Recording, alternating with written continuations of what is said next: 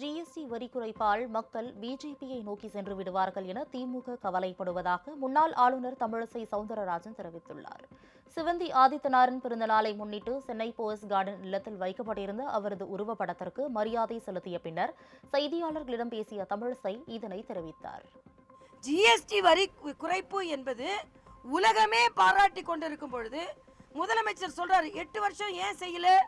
17 வகையான வரியை விதித்துக் கொண்டிருந்தார்கள் காங்கிரஸ் திராவிட முன்னேற்ற கழகம்.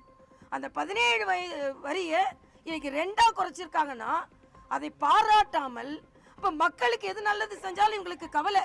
ஐயோ, மக்கள் நல்லது நடந்துருச்சுன்னா பிஜேபி நோக்கி போயிட போறாங்களே, மோடி அவர்களை பாராட்டிட போயிடுறாங்களேன்னு உடனே அதுக்கு ஒரு அறிக்கை.